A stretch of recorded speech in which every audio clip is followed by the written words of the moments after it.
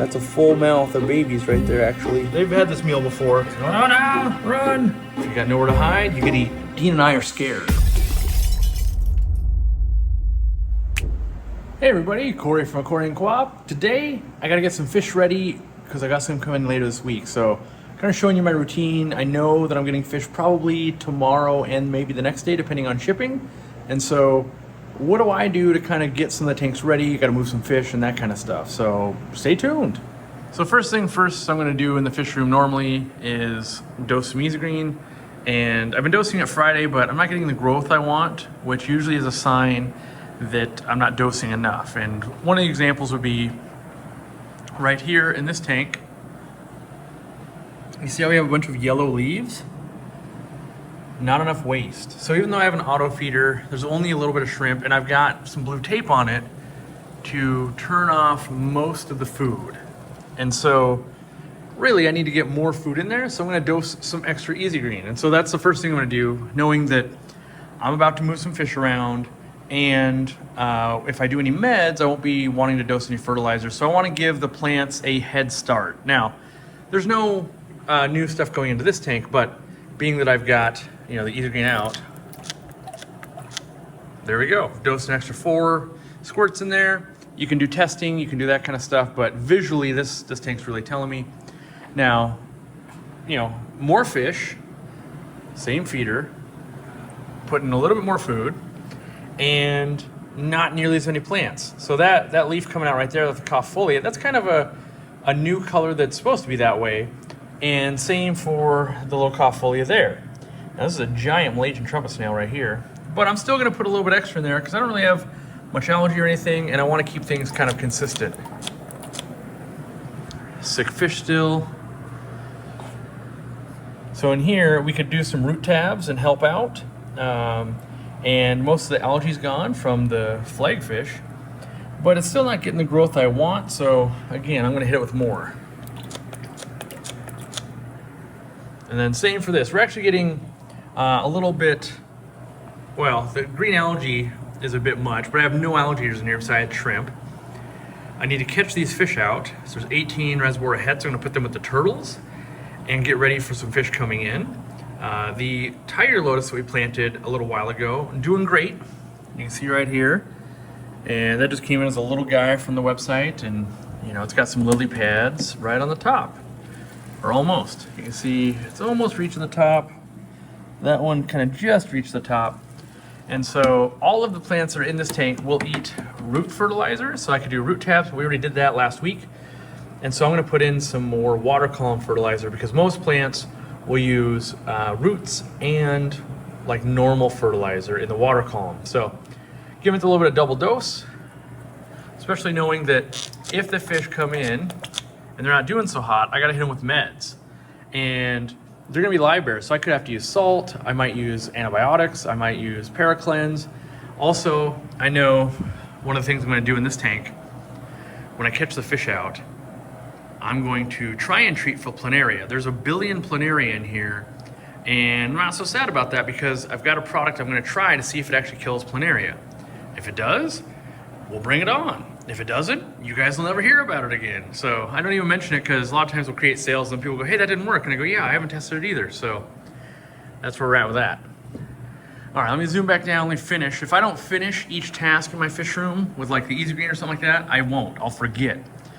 And so again, in here, mostly doing okay. Plants aren't screaming, hey, I need more, but I like to be consistent. There's only one plant in here, and it's got a bunch of algae on it, and some new fish you guys haven't seen. These are Zenataka dorderii, which is a goodyeid. That one's just starting to get some color. They're gonna look terrible for like another 3 months, and you guys will just be like, yep, Cory bought another library no one cares about, but when you see them, they actually will be pretty cool. Looks like my feeder just went off over here. You can see the food floating. Baby turtle update while I'm here. There is now 13 baby turtles. I haven't fed yet, I'm about to do that. That's next after this. So in the fish room, priority is kind of things that gotta get done, feeding both plants and animals, and then I can do other stuff. So let me go ahead and put this in here. And now there's not a ton of plants, and there's a little bit of algae. We've been feeding pretty heavy. We've got the guppies in here, but I know I'm gonna put some more plants in. And we swapped the substrate out, so the substrate was sand, and you know, now it's not. This guy's worrying me a little bit, so I wanna give him a little poke. They hide a lot, so you can see a lot of the turtles are up here, and they just want to hide out. And this guy probably thinks he's invisible because he's got his head tucked in. Yeah, I can see him moving right now already. He's just going, you can't see me, even though, yep, he's gone. Look at him, he's running. So yeah, 13 little guys. You can see how small this guy is. He's one of the newer ones. And how big this guy is, one of the first ones. So, while not huge, definitely twice the size. And so we just have this little menagerie of, let's get that kind of set up there. I like it to give them, they just like to hide. It's not that they want to bass, they don't want to get out of the water, they just want to do this. And so we've got a lot of babies in here from the guppies. These are the Vienna guppies. And so why did I cohabitate? That might be a good question. I want to be able to feed this tank pretty heavy so the turtles can get a bunch of food, and then all the guppies will eat up after them. So that's really my goal there. This guy's got me a little bit worried. He's always been this way. He's got a little bit of shell discoloration, but he seems to be doing okay. But a little bit of algae right there. So we're keeping an eye on him, and you know, just doing the best we can. So I'm gonna close this up, because if I don't close up every time I go, pretty soon I've got half the tanks open and temperatures are changing. The Goodeids, they're doing some good work. They might get promoted to the 800 gallon. You can see back here a little bit, they've been munching on some of the algae, but not all the blackbeard algae. But they've cleaned the plants really well. So they like cleaning the plant. They don't like cleaning the wood so much. So it might work out pretty good in my 800 gallon. And you see new babies and lots of adults. And again, these are trout Goodeids or Ilidan furcidans, which is a mouthful. They're rare. This is a Goodeid. So just like that other one where I said, no one's gonna care about the other fish. In my opinion, these look like little trout. They're kind of cool. And they're live bearers. And what's cool about them is they actually have umbilical cords. So they're a true live bearer, kind of like humans and mammals. So I put 5 squirts in there. This tank will eat as much easy green as you ever throw at it. It'll grow and grow and grow. So what I noticed in this tank,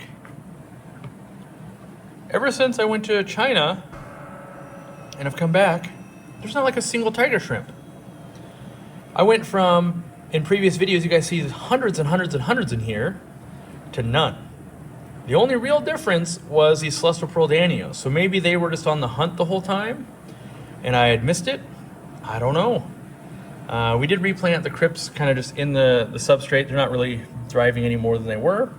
They were all like that originally, and I would say arguably that guy and that guy might be doing the best still, because every time you move a plant, it has to readjust itself and go, okay, well now I got to grow in this area and not the substrate I was used to. So mostly root tabs in here, but again, I'll hit it with a little bit of easy green, and in the back there you can see a little bit of moss. So here we just swapped out the substrate this last week, and we've got lots of albitis. This is a plant we don't sell. Most often it comes out of the wild and is not grown. So it's, you know, not good for the environment. So that's why we don't sell it. I wish we could. But we've got 1 million shrimp and more Vienna guppies. I'm gonna end up combining these tanks probably. But all of this plant and the Anubis there, they all want to feed from the water column. So I'm gonna give them a drink or some food, if you will. Over here, now this is an example of too much light and nutrients. How do you know this, Cory? We can see all the algae on the leaves. Now, disproportionate amount of food's going in here for these beta simplex, or pugnax, sorry, not simplex, pugnax, which kind of have that cool shiny pattern, and they're a mouth brooder. So what that means is when they breed, they're gonna hold them in their mouth. And then we've got the eel in here. And this tank has always been imbalanced. Many times you've seen it where tons of blue-green algae and that kind of stuff. We need to get some algae eaters in here. In fact, this one's probably holding back here. Let me zoom in for you. That's a full mouth of babies right there, actually. and you can see it's more like hanging out in the back, where these guys not holding that one back there is. So kind of a cool difference to show you guys, but not so much dosing in here. I planted an Amazon sword. That Amazon sword has root tabs, and we can still see we're fighting off some of the blue-green algae. Blue-green algae can be very stubborn, and mostly you need to get after it week after week after week, and not like, well, I treated it, now it's gone, and then, you know, like 3 months later work on it again. This tank needs another kind of overhaul, another scrub down on stuff, another antibiotic treatment. So, got the plant here, got the pothos just doing its thing. We just give it turtle water. No plants with these turtles because these turtles like to chew on them and eat them up. And as you guys were asking last time, yes, these shrimp don't get eaten by these guys, even though they were supposed to. They just cohabitate. The rocks that I want for this tank should be in middle to late September. So that's kind of why this tank's still sparse, waiting for the thing I want to do with it. So just some plant farms over here. Give them some food. A lot of duckweed. You notice they got extra. All that duckweed's going to soak it up. Green water in here. It's going to feed the green water, but we want to feed the Anubias. These Anubias will all reach tanks eventually. And yeah, just been kind of working on this kind of stuff. Green water, testing a product that's supposed to get rid of green water. We'll see if that happens. All right, I got to dose this tank. Although this tank only has these 2 plants, so I'll probably give it like a half dose. It's got the red flame sword and a little bit of a plant we don't sell, which is downoi or Pogostomon helferi. So you notice how there's no babies anymore? We used to have babies when we had all the pearlweed carpet. Well, the babies got nowhere to hide, and if you got nowhere to hide, you get eaten. And so, yeah, some of them probably grew up, 2 or 3 of them, but the rest of them, so I got to plant this tank out, which, you know, that's on the to-do list. So let me grab some food, and now I'll feed, and then I'll move fish. All right, I thought I'd show you my my food cart, if you will, so that way you guys actually see what I use on a day-to-day basis. So obviously I use our freeze-dried foods, and you can see there's kind of a lot of those on here. This is some big pellets from Extreme, and this is their monster line. And mostly it's just for the turtle. It's got a lower protein. Nothing, you know, I was gonna say nothing special. I mean, it is special, but it's not, you know, like, I guess what I'm trying to say is it's a perfectly fine food, but it's not a chase food. What does that mean? Like frozen foods, I consider more of a chase food. I do feed a lot of frozen. You can see here, we've got, that's frozen cyclops. We've got frozen bloodworms, frozen brine shrimp, spirulina, clams for ladybird, more bloodworms. So it's all part of the plan. My wife really likes to feed the frozen. So what else do I have here? So normally these feed the turtles. So I fed Elmer, right? And then we're gonna feed the adult turtles that give birth. Now these get frozen a lot of times, but I'll give them a handful of these. And really you want different foods. So some will have calcium, some will be more rich in protein, some will be, these have pea protein in them, so they have a little more vegetable. And so when they are done getting freaked out by me, they'll start nomming all those. So maybe when we come back, that'll be that way. But you can feed those to live bears or anything. And I personally, I just think it's a narrow market. So they sent me a big thing of it, hoping I'd fall in love, and I think it's okay. And I've got plenty of, you can see a bunch of Extreme foods down there too. Like I love Extreme. But then also we've got algae wafers, Cory ones, which the turtles love. Turtles also, like if I was gonna buy one, I like the bottom wafers. The turtles actually I think like them better too than the Extreme pellet. So we do sell this one, but just chose not to sell that one, I believe. We might even sell it now, but they're krill flake. They're lucky to send it to me in massive bulk. I buy it in a big thing. Let's see here.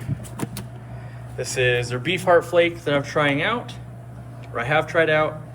My opinion is it's fine, it's good. It's not better than the krill flake. Same price basically, but then we've got Vibra Bites. and test strips and extreme foods. So for the most part, I use what we sell, and that's our own stuff, extreme stuff, and some Hikari stuff. Hikari frozen except for the Cyclops, which is, I believe, Ocean Nutrition. No, San Francisco Bay on these. So these are just, they're like, kind of like frozen brine shrimp. But yeah, on a feeding like this where I know that the auto feeders just went off, a lot of times what I'll do, since I'm moving these guys, I'm not gonna bother to feed them because it's a floating food, unless I stick it. So just take a cube, and it's easy as that. It could be just 1 cube per tank. These guys, even though they're in, let's turn the light on and just look how bad they are still, probably. Still have that velvet, even with tons of salt. Velvet is wicked. The light hasn't been on forever. We'll put 2 cubes in so that they can get some food going. You'll be able to watch that happen. So you can see them hitting it. And this is the freeze-dried brine shrimp. So it's a great way to feed fish that want to feed from the top. Dwarf live bearer. So this is a black chin live bearer. This is definitely one of those, why would you keep this fish? I think this is kind of a cool fish, but I will be moving him. These guys will eat this, but they would prefer the tube effects. The tube effects are just a little bit smaller. And so if you really want to make sure babies succeed, I recommend the tube effects with small fish, so babies. But they'll pull off and they'll get, you know, morsels. We got the neon tetras. These guys probably be a little bit more shy. Let's throw one in there, keep moving. Throw one in here. Yeah, they're still watching the container as opposed to, they're not used to where the feeding happens. And then in here, we'll put one. We'll put other food in later probably. But really what we're trying to do with the turtles, we started them out on frozen only. Now they're eating some of the dry foods, and we haven't really got them to eat from the surface yet. So that's the next thing I want to kind of teach them. And you know, you basically got to let them get hungry, and then they go, hey, I could eat that, and then they do, and then they go, oh, I eat that all the time. So this is where fish can help teach. So here's, you know, baby guppies that have hatched out in here. The adults are still looking at me, not realizing the food's already in the back. And you want them to teach the turtles. These guys should eat pretty good. Trout Gideons, they're gluttons. So put a couple, I'll probably put 3 in there. And yeah, you can see that they're right after. They've had this meal before. Just sprayed me, water's flying. And these are like brand new fry, so they're born really big. So this is an example where I would feed brine shrimp instead of tube effects. They'll eat the tube effects, but these guys definitely can eat the bigger chunks, no problem. So they'll just keep doing that. These guys real shy, so I don't feed them the freeze-dried because they just don't eat as well from the top. 1 cube in here. And I'm desperately trying to get this eel to get onto freeze-dried because it'll make it so much easier when I go out of town. But, so usually I put in 1 freeze-dried, let these guys eat it, pray that he will take a snack, and then I come back later in the day and I give him frozen if he doesn't, which he hasn't yet. So, yeah, then we kind of do the pan around, take a look at the turtles. Yep, they're doing their noms. He's going, oh no! Run! So they got their food. Then I'll make a pit stop at the platies over here. You can see I'm doing some trials with some Anubias. I'm waiting on some other farms Anubias to give some trials there. You can see Nymphoides species Taiwan, which is a banana without banana plants, not doing well. Confirming, still not shipping that. Tried to ship it many years ago, still not doing well. So the answer is still don't sell it. Put 1 in here. Got to get on the duckweed still. If we let that duckweed sit, we will be overrun with duckweed. I'm gonna put 2 in here, knowing that there's a lot of hillstream loaches and big old amanos. So now we round the ping pong table. We look at all the zip ties Cory bought because he's gonna attach a lot of Anubias and stuff to wood. Then we come back over here to the frozen station, and I'm gonna show you guys why I like Cyclops so much. You hear me say talk about it a lot in live streams, but most of you don't watch live streams, so I figure I better talk about it in video again. So if we take these, and I come over to, well, this is gonna be a good tank, really. They're meant for the CPDs, but I gotta teach you how to use it. So too often, like with bloodworms and brine shrimp, you would just throw that in and walk away. These fish don't do as well with that. So what I like to do, I'm gonna move the light and everything here, make it easy on all of us for filming. So if I just plop that in, just like that, you'll see that it doesn't really do a whole lot, like a little bit's melting off. But really what you wanna do is hold it kind of in front of your filter and rub it between your fingers. And what this food specializes in, it's neutrally buoyant. That's fancy words. What do those fancy words mean? It means that it's not gonna float and it's not gonna sink, it's gonna stay in the middle of the water column. So while it's frozen, all frozen foods float, at least in my experience. So we get that, we've done most of our job there. Now, I'm gonna bring the light back forward and show you. So you can see the filter is pushing it this way, and it's causing it to go this way, but look what happens. The food's going up. And then as it gets higher, it slows down and starts going down. And so this frozen food is really good at staying at this mid-water. And if I wasn't flashing my hands so much in front of the CPDs, you could see them eating a lot better. I'm gonna try to zoom in for you. So you can see them snacking on it in this great HD technology. But that's where it can be really useful. It also can be really useful in a tank like this, where you know you've got babies and you've got a billion shrimp. Like one wafer creates a dog pile. You can kind of see that going on a little bit up here with the freeze dry we put in, right? Dog pile, there's shrimp on it. Everybody wants a piece of that. Easy, drop it in and go. But if you have more time or you want to provide some variety, you come in here, you hold the cube, and you start doing the Cyclops dance. You can also hold it and sometimes get them eating right out of your hand, but I like to kind of get this going all over the place, and it's almost like a dusting. A lot of times when you see a shrimp breeder, for instance, they say, oh, you want to feed Bacter AE or something. It's just a powdered bacteria, let me find that again wherever I put it, that will coat everything. And so then I put it over here, and this is what this is gonna do too. You can see it coming off my hand. You just wanna make sure that food is all around the tank because shrimp don't like to search for food very often. Ooh, is he gonna eat it? He always thinks about it. He's always sniffing it. And you go, I don't know, that's a little too scary for me, Dad. I don't know about that. So he's probably have to get the frozen. But if we move the light back for you guys, and back where I like it, now you can see there's food pretty much everywhere in here. And all of these shrimp that were looking for food are now gonna start finding food because we took the time with something like this food to make sure it's spread out all over the place.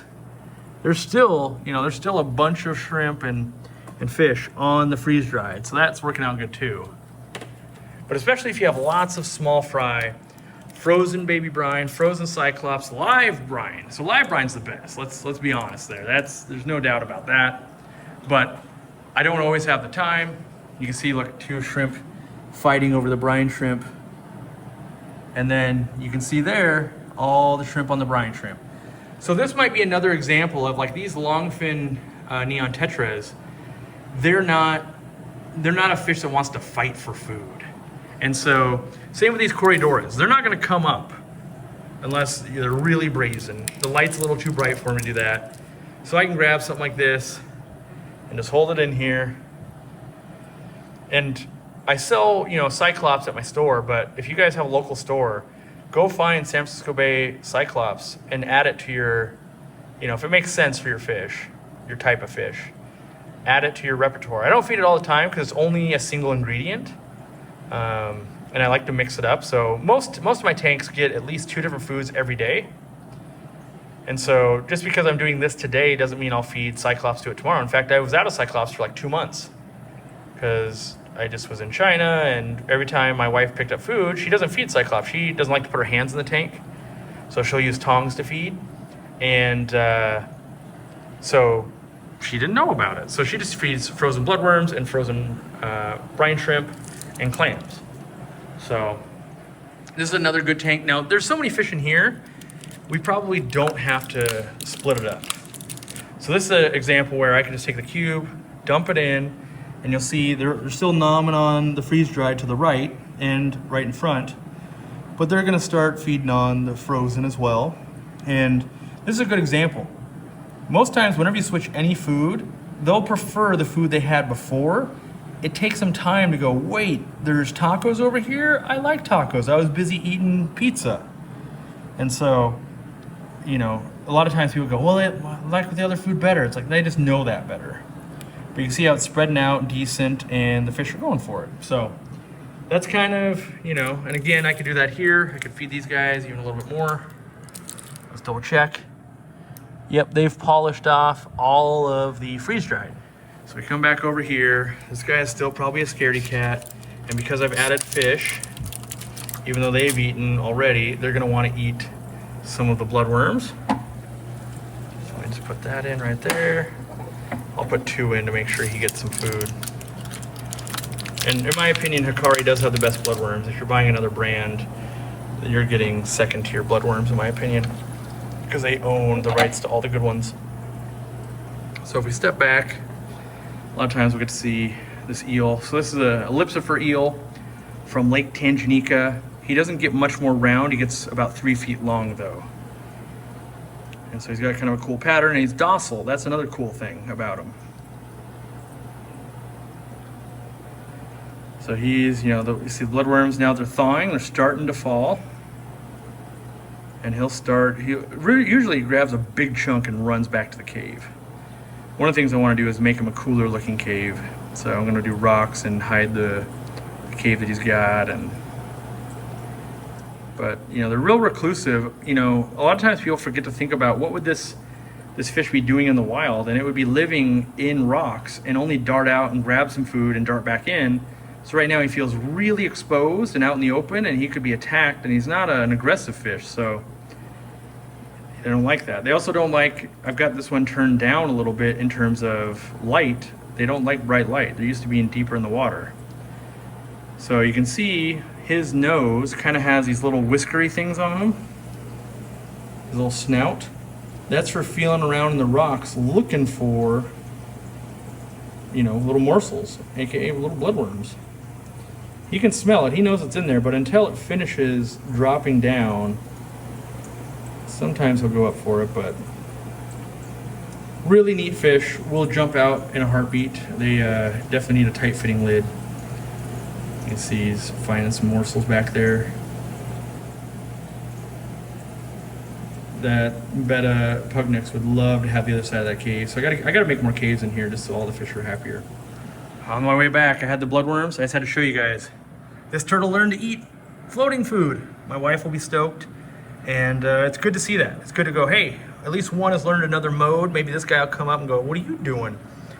And so for me, it's all about kind of teaching fish to do what you want them to do and learning with them. So you can see all these ones at the bottom, they're waiting for stuff to fall. This guy's a smart one. He's going, you know, you go up here, there's no line. Down here, big line. All right, now I'm gonna move fish. Gotta kind of wrangle all the fish, and I got 18 of them. If I can get at least 10 of them in the first go, that'll save me a bunch of work because they like to school. So half the job is getting a bunch to go in. I got exactly half in the first go, so I was 1 under my goal. Because every time you put a net in and out, it actually makes them more startled and more jumpy. So I don't know if you can see right there, but I just grabbed another 5 of them. So that's gonna leave me at 4. And I'm hoping what you're seeing, oh, there's actually 5 left.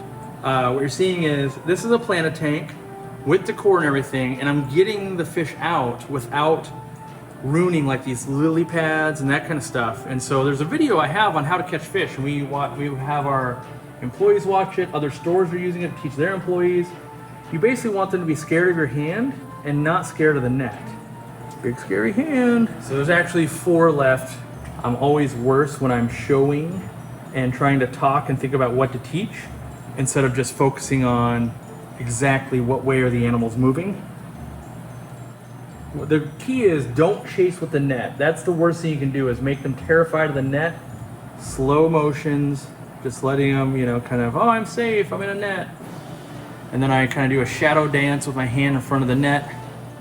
Last one went right into the net, easy peasy. I'm gonna take you with me. Let's go. So now you can see the trail I've been doing with the wet, and we're already getting awesome schooling behavior out of the Rasbora hets. They're in the 6-foot tank. So now they're acting like a schooling fish. Not that 18 is a big school by any means, but I do like watching that action. So now it's time for meal number 3, well, 2 or 3, whatever it is, for the turtles. You can see I have 1 billion Malaysian trumpet snails. Well, these Malaysian trumpet snails are great calcium for turtles. So I intentionally make a bunch. People go, how do I get rid of them? I'm kind of going, how do I make more? So I come in and I just grab a little scoop, kind of all the way up, get what I can. And now I've got cleaners and food for the mini turtles. So we'll just add those to that tank. I'll grab another handful and we'll feed the big turtles. I really love ram's horns the most because they're kind of juicier. They're a bit softer too. Plus I have lots of puffers around a lot of times, so I like to have lots of snails. And the good news is, if they don't get eaten right away, they're also cleaners. So yeah, they'll move around, they'll end up being snacks. So now I'm gonna dose. What I'm gonna do is I'm actually gonna dose this tank with erythromycin, which is Maricin, and then I'm gonna dose the other tank with mystery product to see if it'll kill planaria. And hopefully it won't kill all my shrimp. I try to do that testing so that you guys don't have adverse reactions, because there's a lot of shrimp in here. But we also have snails, so a lot of times I have to keep snails around for testing to make sure, like, is this gonna get killed by this or won't it? So let me put the products in. All right, well, I've dosed both tanks. These are what these little pill things are. Hopefully they don't kill shrimp, because the shrimp are all over them. You can see that there's planaria in here, and a lot of times it's way worse. So I put a couple extreme algae wafers in there. Sometimes when I come in and I've just fed, like you can see another one right here, there'll be hundreds here. There's another one, and another one, and another one, another one, another one, right? So like an hour after I feed, there might be hundreds here. So if I come back in a day and there's none after I feed, maybe it worked. That being said, this says you got to dose anywhere from 1 to 3 times, could be 1 billion. I don't know. A lot of times products, they're not very direct on the directions. Like, yeah, do 1 to 10 times. Maybe it works, maybe it doesn't. Now we're moving on to Ladybird. Got a nice glass of clams for her. Come around the corner to all the test products and stuff I need to get through. And then, you know, here's the movie theater I'm kind of building that I never used. Well, we used this couch, watched a few movies. Never used those chairs yet, or that couch. So it's been busy, to say the least. But, you know, I do have a good view of a TV and Ladybird. How you doing, Ladybird? Would you be hungry? Would you be so hungry that you're creating all these scratches on the acrylic? I bet you do. I bet you do. Here. Right up here.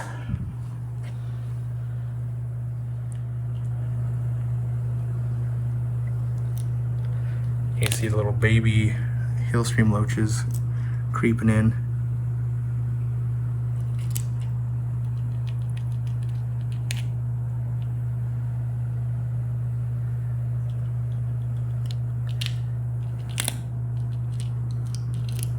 Yep, all the babies feeding, little ecosystem going. All right, let me flip the camera around, do some talking, and we'll close this bad boy out. All right, now that I'm hot and sweaty, because the fish room's hot and sweaty, I just thought I would address, I'm glad you guys enjoyed me being back in the fish room. I realize my camera's off, by the way, I just don't care. This is what I enjoy too, so if you enjoy it, keep watching. But to me, to do these videos, they take a little bit longer. I'm still a busy dude in business, so that's not great. But I've got fish coming, that kind of stuff, so that's cool. Ooh, I did want to give a shout out. I learned recently there's a kid, a 12-year-old boy named Trevor, who comes into our store and is super polite and all of that, and spends a lot of time in our store. And they admitted they were looking for, you know, some other kids that keep aquariums, because 12-year-olds are into other stuff, I guess. So just wanted to give you a shout out and say, stick with it, buddy. A lot of us feel that way. You know, you're hard pressed to find other fish nerd friends. And fish nerd is a term of endearment. You know, it's not like, oh, you're a nerd. It's a pride. As you grow up, you know, you'll take pride in the hobbies that you have, and others will be jealous you have a hobby you've been doing for so long. Look at Dean, Master Dean, where he's been doing it for 50 years, right? And so you can see that passion, and a passion that transcends a long period of time is something to be, something to admire. So hopefully you find some friends, keep coming to the store, and you know, keep talking with the employees. You made, you know, Jaden a really cool carved tetra and that kind of stuff. And so, you know, you're a little young yet, but who knows? If you stick around the area and you know, you put a few years on, maybe you're looking for a job. Maybe we got a job for you someday. We've definitely hired. Most people in our retail store are previous customers. Not always, but most of the time that is the case, and it's because we develop a good rapport and you kind of already build a friendship, and you're like, wow, if this friend just worked with us, that'd be better. So yeah, as far as content goes, I'm going to try to be in the fish room more often because I'm enjoying that. They're not as scripted, but you guys are going to see a lot of the same stuff because I have to do a lot of maintenance and a lot of feeding and a lot of that kind of stuff. And so what I'm trying to do is teach from what I see, right? So if I hadn't been in the fish room, you guys would have never seen me trying to get turtles, which I realize we're kind of a fish channel, but I'm kind of everything under the water, right? You wouldn't have seen the turtle getting its first freeze-dried food, and why I might feed freeze-dried versus frozen versus live snails versus a pellet, and all of these things. Because I think those are things that are getting lost on YouTube and in this space in general. Now that I'm doing it for 10 years, a lot of creators, we start out this way, and then as our budgets increase because we're making more money, our cameras get better, like this is just my cell phone, stuff takes longer to do, you want to do bigger stuff, you want to do more impressive stuff, and then pretty soon, it's been 10 years, and anyone that's joined the last 2 years goes, oh, Cory doesn't really breed fish, he doesn't really have a fish room, he doesn't really do any of that. But if you go back and look at the first 2 years, that's all I did. Bred tons of stuff, worked at the store, and so I think what's missing from YouTube is people enjoying the hobby and sharing that at the upper levels. There's still plenty of you guys as hobbyists and smaller channels and things that are still in that phase, and that's the most fun thing to watch. And I think maybe it's not the most fun thing to watch. It's fun to watch, but maybe it's not as, you can't identify with it, right? So like, I'm not really filming Dean and I setting up the 1,500 gallon because it's a $30,000 aquarium. Now we'll shoot a little video on like, here's the plumbing and the features we did, but not so much like the drilling of it, even though Dean and I are scared, right? Because, you know, you got to get you want to use a plugged in drill. You don't want the bit to get too hot. There's a bunch of things that can go wrong. The average person doesn't need to know that with a giant 1.25 inch acrylic thick tank. You just won't ever need to know that. So, and if you want to see that, we did it with the 800 gallons right over here with Ladybird. We filmed that once already. So really, I'm trying to go back to basics. You guys might notice that coming up. And I want to sell all my crap, let's be honest. I want to sell the crap that I not invent, because I don't invent everything, but I want to sell the stuff that I'm passionate about, that I've spent years working towards producing and perfecting and making better. By no means are we perfect as a company. There will be defects in our products. We monitor all of it. We will shut stuff down. Right now, you guys are going, you don't even sell Anubias. You're right, we don't. I've got Anubias in testing. When they come back on the website, though, you know we're going to have the best Anubias. And that's the reputation I want, is that if we're doing it, we'll have the best one out there. That doesn't mean it's perfect, but it will be better than other people's, and our warranty will be better, and our customer service will be better. And over time, it will be better. And that my biggest commitment to you guys, my company, myself, man, my collar is all messed up. I hate these shirts. I will never buy more of these. They just like, they don't come wrinkle-free out of the dryer. But my biggest commitment is I want to be the CEO of a fairly big company. You know, we do, well, we're over 10 million a year, that is an actual fish person. So instead of meeting high ups at Tetra and Fluval and Eheim and, you know, and they're like, yeah, I had an aquarium when I was 16. And it's like, yeah, but you're 58 right now. Like you were so far out of the scene, you haven't tested, you know, how do you know you're making the best cookies? You're not eating all the cookies, right? And so that's where I'm at. And so that's why you'll see me do things like, why do you have a Lee's underground filter? Like, I'm gonna play with it. Why? It might spark the next idea, right? And you guys are doing all that kind of stuff, and sometimes you inspire me, like, oh, I wanna get that fish again, or ooh, that does look fun. You've created something there. But honestly, I like traveling the world, but I really like being with my fish and observing animals. Like, we're getting a real kick out of all the birds in our backyard right now. You know, honestly, almost a little more than the fish room, because it's like, wow, my wife this morning, I've never seen this bird before. And we've seen a lot of birds come and go, and we're spending way too much money on bird food. And what I like about it, though, is I get to analyze that hobby from an outsider looking in. And I know that that's how you guys are with this hobby. If you're new to it, and if you've only been into it a couple of years, you're still like, well, I don't know what food I really like, what brands I really like, what kind of fish I really like. I haven't explored this one and this one and this one. Like, maybe you've only done planted community tanks. You haven't done African cichlids or saltwater or big Central and South American cichlids, or what I call wet pets like flower horns and dovi and maybe one pet Oscar. And, you kind of got to feel it all out so that you know where you're going to land long term, right? And sometimes life will change that. Like, Dean loves discus and rams and pistos and all of this kind of stuff, but his life right now, he's got his beach house, he's got his daughter he's helping with her new house, he's been doing a little bit of work for us. All of these things take away from him being in the fish room, and so that's frustrating for him. And so he's thinking about either A, shutting it down temporarily, or B, moving to things like live bears and other stuff that, if you're not there that day and can dedicate to harvesting eggs or hatching brine shrimp and feeding them, a couple times a day, you don't lose the whole spawn of discus, right? And so, there's going to be struggles in your hobby, and I've been through them. I try to be as transparent as I can with you guys of like, it's been a crazy year, or my business partner, brain surgery, and there's been a lot of changes going on here at the company. People got to move around, and we got a retail store expansion we're building. We're doing all these things. But the goal this whole time, honestly, has been get Cory back in the fish room. And we've been trying to do so much, and then it always seems like something backfills where it's like, oh, now we got to do that. So now, I predicted it last week. I think this week I'm going to be able to film again. And here we are, I'm filming. And so if I'm real lucky, I'll get to film again tomorrow or the next day when fish come. And that'll be like the start of a video of like, hey, I'm unpacking some fish. And I ordered all the fish from Aquabid.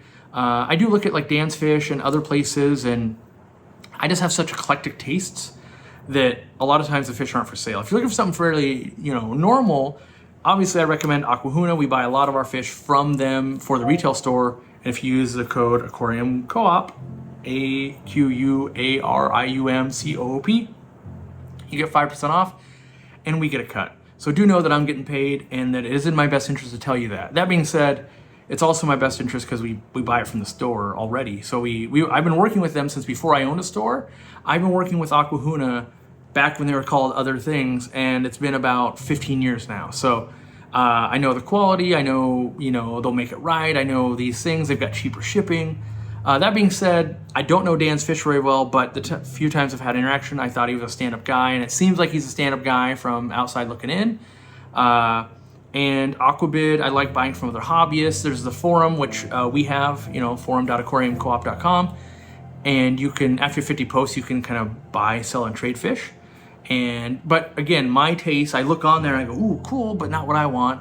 There's not a whole lot of live bear nerds. And so, Trevor, again, don't worry, even though I'm real into the fish scene, and when it comes to live bearers, we're the unicorns. Like, there's lots of African cichlid people, there's lots of aquascaping people, there's lots of discus people, there's lots of goldfish and bettas and axolotls, but the guppy forum died 10 years ago, and nothing ever really replaced it, and the groups aren't happening really. So, I'm kind of a guppy and a live bear guy, but do know that when you do find your tribe and your people, you'll have a lot of fun, and it'll be much more rewarding. And so, you're only 12, so you're a little bit limited to what your parents will take you to do, but as you kind of get a car, you can start going to some of the conventions, you know, maybe down in Oregon and up here, and you know, we'll do a big anniversary event that hasn't been announced yet, but we'll do a big event at the store when you open the expansion. So you're welcome to come to that, and if you do come to that, say hi, all you guys too. If you come to that, you know, say hi, say you watch this video, and that'll be neat for me. All right, well, I'm gonna wrap it up. Super long video. Hopefully you guys like that. I'm in the background. I'm in your ear at work, or maybe you're eating dinner or lunch or something like that. And just know that you watched a 40-year-old dude sweat a bunch feeding fish and teaching you a little bit. We'll see you around. That's what I do.